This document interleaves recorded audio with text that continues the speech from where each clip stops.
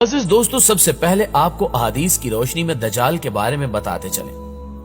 हजरत अबू अमामा से रिवायत है कि नबी करीम सल्लल्लाहु अलैहि वसल्लम ने हम सबको एक लंबा खुतबा दिया और एक तकरीर फरमाई और उसमें दज्जाल का हाल भी बयान फरमाया।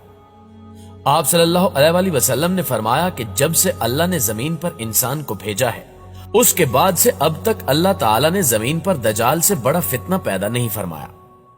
तमाम अंबिया अपनी उम्मत को दज्जाल से खौफ दिला रहे हैं, क्योंकि तमाम अंबिया अलैहिस्सलाम के आखिर में मैं हूं और तुम ही आखिरी उम्मत हो, इसलिए दज्जाल तुम ही लोगों में पैदा होगा। अगर वो मेरी जिंदगी में जाहिर हो जाता तो मैं तुम सब की जानिब से उसका मुकाबला करता, लेकिन चूंकि वो मेरे बाद जाहिर होगा, इसलिए हर शख्स अपने नफ्स की जानिब से अपना बचाव कर लेगा। अल्लाह मेरी जानिब से उसका मुहाफिज होगा। सुनो, दज्जाल शाम और इराक के माबैन मकाम हल्ला से जाहिर होगा और अपने दाएं और बाएं पाए जाने वाले मुल्कों में फसाद पैदा करेगा। आप सल्लल्लाहु अलैहि वसल्लम ने फरमाया कि ए अल्लाह के बंदो, ईमान पर कायम रहना। मैं तुमको इसकी वो हालत बयान करता हूं जो आपको आज तक किसी ने नहीं बताई। पहले तो वो नबूवत का दावा करेगा, फिर कहेगा कि मैं खुदा हूं। तुम मरने से पहले खुदा को नहीं देख सकते तो फिर दज्जाल कैसे खुदा हुआ? आप सल्लल्लाहु अलैहि वसल्लम ने फरमाया कि दज्जाल काना होगा और तुम्हारा खुदा काना नहीं, और उसकी पेशानी पर क्या फे रे लिखा होगा, जिसे हर मोमिन आलिम हो या जाहिल सब पढ़ लेंगे। नाज़रीन गिरामी, इसके बाद आप सल्लल्लाहु अलैहि वसल्लम ने फरमाया कि पस जब दज्जाल वीराने से गुजरेगा तो उसे हुक्म देगा कि अपने खजाने निकाल, तो खजाने उसकी ऐसे इत्तिबा करेंगे जैसे शहद की मक्खियां अपने मालिक की इत्तिबा करती हैं, और उसके साथ जन्नत और दोजख भी होगी, लेकिन हकीकत में वो जन्नत दोजख होगी और दोजख जन्नत होगी। तो जो शख्स उसकी दोजख में डाला जाए, उसे चाहिए कि वो सूरह काफ की इब्तिदाई आयत पढ़े, तो वो दोजख उसके लिए एक ऐसा ही बाग बन जाएगी जैसे कि आग इब्राहिम अलैहिस्सलाम पर गुलजार हुई थी। रिवायात के मुताबिक उसका एक फितना यह भी होगा कि वो एक शख्स को मारकर चीर कर उसके दो टुकड़े कर देगा और कहेगा कि देखो, अब मैं इस बंदे को मिलाता हूं, तो क्या इसके बाद तुम लोग किसी और खुदा को मानोगे? अल्लाह ताला उस दज्जाल का फितना पूरा करने के लिए उस शख्स को दोबारा जिंदा कर देगा। फिर दज्जाल उससे पूछेगा कि तेरा रब कौन है? तो वो कहेगा कि मेरा रब अल्लाह है और तू खुदा का दुश्मन दज्जाल है। खुदा की कसम, अब तो मुझे तेरे दज्जाल होने का पूरा यकीन हो गया है। दज्जाल का एक फितना यह भी होगा कि दज्जाल आसमान को हुक्म देगा तो वो बारिश बरसाएगा, और दज्जाल जब जमीन को हुक्म देगा तो जमीन सब्जा उगाएगी और उस रोज चरने वाले जानवर खूब मोटे ताजे होंगे, कोखें भरी हुई थन दूध से लबरेज होंगे। सिवाय मक्का मुअज्जमा और मदीना मुनव्वरा के कोई खित्ता ऐसा न होगा जहां दज्जाल ना पहुंचा होगा। मक्का और मदीना में दाखिल होने की कोशिश करने पर फरिश्ते उसको नंगी तलवारों से रोकेंगे।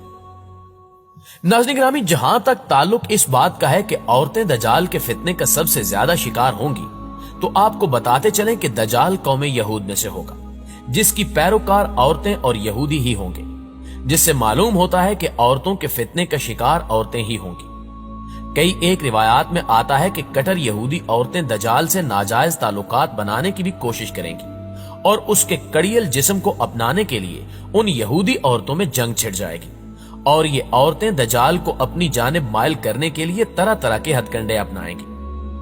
दज्जाल के हवाले से एक मौके पर आप सल्लल्लाहु अलैहि वसल्लम ने फरमाया कि वो नौजवान मर्द होगा जो भारी भरकम जिस्म और सुर्ख रंग का मालिक होगा। अवाम में उसका लकब मसीह होगा और वो एक आंख से काना होगा। उसके बाल छोटे और घुंघराले होंगे। उसकी सवारी में एक बड़ा गधा होगा और उसका ज़हूर इराक और शाम के दरमियान में होगा, जहां वो रिसालत का दावा करेगा। इसके बाद वो इस्फहान चला जाएगा, जहां उसके हमरा 70,000 यहूदी होंगे। वो यहीं से खुदाई का दावा करके चारों तरफ फसाद बर्पा करेगा और जमीन के मुख्तलिफ मकामात का गश्त करके लोगों से खुद को खुदा कहलवाएगा। खुदा बंदों की आजमाइश के लिए इससे बड़े बड़े अजीब काम जाहिर करवाएगा, जिसकी पेशानी पर क्या फे रे लिखा होगा, जिसकी पहचान सिर्फ अहले ईमान ही कर सकते हैं। उसके पास एक आग होगी जो कि वो दोजख से ताबीर करेगा, और एक बाग होगा जिसको वो जन्नत का नाम देगा, जो मुखालफीन को आग में जबकि मवाफिकीन को जन्नत में डालेगा। उसके पास खाने पीने की चीजों का एक बहुत बड़ा जखीरा होगा, جس کو چاہے دے گا اور جو اس کے مخالف ہوگا وہ اس کو مذکورہ چیزیں نہیں دے گا۔ وہ اس قسم کی بہت سی سزائیں مسلمانوں کو پہنچائے گا، لیکن اللہ کے فضل سے اللہ کی تسبیح و تقدیر مسلمانوں کو کھانے پینے کا کام دے گی۔ ناظرین گرامی، روایات میں بتایا گیا ہے کہ دجال کے ظہور سے 2 سال قبل قحط رہ چکا ہوگا اور تیسرے سال دوران قحط ہی اس کا ظہور ہوگا۔ زمین میں دفن خزانے اس کے حکم سے اس کے ہو جائیں گے۔ وہ بعض آدمیوں سے کہے گا کہ میں تمہارے ماں باپ کو زندہ کر سکتا ہوں، اس لیے تم کو چاہیے کہ میری یہ قدرت دیکھ کر میری خدائی کا یقین کر لو۔ اور اسی حالت میں بہت سے ممالک سے وہ گزرے گا، یہاں تک کہ وہ یمن پہنچے گا، جہاں بہت سے بد دین لوگ اس کا ساتھ دینے کے لیے تیار ہو جائیں گے۔ تو وہاں سے واپس ہو کر وہ مکہ مکرمہ کے پاس مقیم ہو جائے گا۔ وہ مکہ اور مدینہ میں داخل ہونے کی کوشش کرے گا، مگر محافظ فرشتوں کی وجہ سے داخل نہ ہو سکے گا۔ اس کے علاوہ مدینہ منورہ میں 3 خوفناک زلزلے آئیں گے، جس کے بعد وہاں رہنے والے بد عقیدہ لوگ خوف کی وجہ سے شہر سے نکل کر دجال کے پھندے میں جا پھنسیں گے۔ مدینہ منورہ سے دجال ملک شام کی طرف روانہ ہو جائے گا اور اس کے پہنچنے سے قبل امام مہدی علیہ السلام دمشق پہنچ چکے ہوں گے اور دجال کے ساتھ جنگ کرنے کی تیاری کرنے کے لیے فوج ترتیب دیں گے۔ ایک دن لوگ نماز میں مصروف ہوں گے کہ اس دوران حضرت عیسیٰ علیہ السلام 2 فرشتوں کے ساتھ دمشق کی جامع مسجد کے مشرقی مینار پر اتریں گے اور امام مہدی علیہ السلام سے ملاقات کریں گے۔ یوں حق و باطل میں ایک خون ریز جنگ شروع ہوگی اور مسلمانوں کو فتح نصیب ہوگی۔ اسی جنگ کے دوران حضرت عیسیٰ علیہ السلام دجال کو بیت المقدس کے قریب باب لد کے مقام پر قتل کریں گے اور اس کی لاش کو وہاں موجود ایک کنویں میں لٹکا دیا جائے گا۔ جی تو معزز دوستو، یہ تھی ہماری آج کی ویڈیو کیسی لگی کمنٹ کر کے ہمیں بھی ضرور بتائیے گا۔ آپ سے ملاقات ہوتی ہے انشاءاللہ اگلی ویڈیو میں، تب تک اپنا اور اپنے پیاروں کا ڈھیر سارا خیال رکھیے گا۔ اللہ نگہبان۔